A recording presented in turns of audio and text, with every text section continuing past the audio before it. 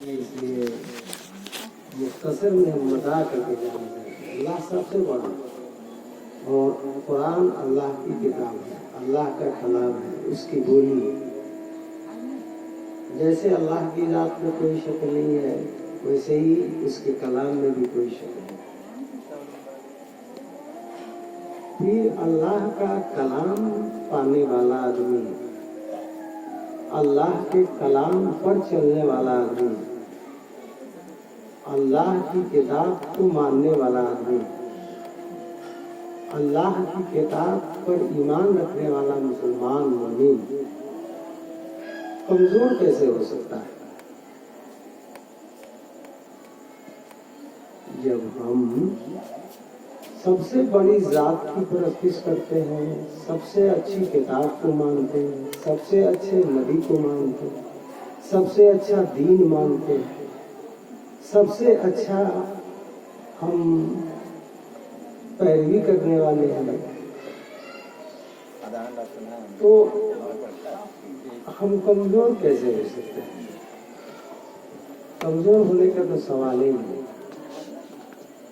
لیکن ہم دنیا میں نگاہ اٹھا کر کے دیکھیں گے تو ہم کمزور نظر آتے ہیں۔ جیسے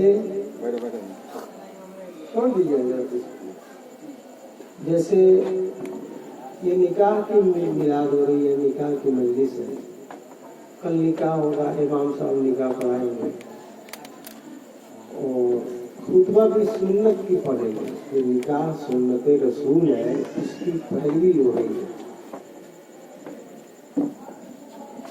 اس کی پیروی ہو رہی ہے۔ رسول نے نکاح کیا، اسی نکاح کی ہم پیروی کر کے نکاح کرتے ہیں، نکاح کراتے ہیں۔ میلاد میں بھی آپ قرآن سے سنتے ہوئے ہیں۔ تو جب ہم پیروی رسول کرتے ہیں، اللہ کی پیروی کرتے ہیں، اسلام کو مانتے ہیں، رسول اور قرآن کو مانتے ہیں، تو پھر ہم کمزور کیسے ہو سکتے ہیں؟ کمزور نہیں ہو سکتے۔ دو ہی بات ہو سکتی ہے، یا تو صحیح سے ہم مانتے نہیں ہیں، اگر صحیح سے ہم مانتے تو ایسا ہوتا نہیں کہ ہم کمزور ہوتے۔ جیسے نکاح ہی لے لیجیے، نکاح ہم لوگ یہی سمجھ لیے ہیں کہ بچی بالغہ ہو گئی، بچہ بالغ ہو گیا، اس کی شادی کر دو، اس کا نکاح کر دو، وہی صاحب خطبہ پڑھیں گے، 1000-2000 نذرانہ ملے گا، شعرا وغیرہ بانٹا جائے گا، بھوج کھائیں گے، شادی ہو گئی، نکاح ہو گیا۔ کیا یہی نکاح ہے؟ کیا نکاح میں اور بھی کچھ ہے؟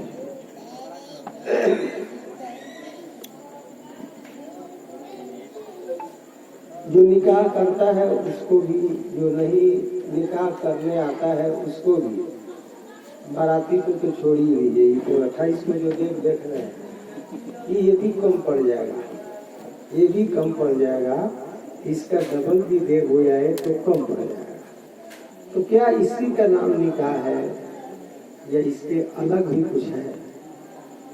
تو حدیث شریف میں ہے، اللہ کے رسول صلی اللہ علیہ وسلم نے ارشاد فرمایا کہ نکاح کرنے جب جاؤ تو پاک صاف ہونا چاہیے، دولہے کو وضو سے ہونا چاہیے، باوضو ہونا چاہیے۔ لیکن کئی پرسنٹ بچہ ہے جو وضو کر کے آتا ہے، یا کئی پرسنٹ گارجین ہے جو یہ اپنے بیٹے کو کہتا ہے کہ بابو تو نوشہ بنا ہے، نکاح ہونے والا ہے تیرا، اگر وضو نہیں ہے تیرا تو تو وضو کر لے۔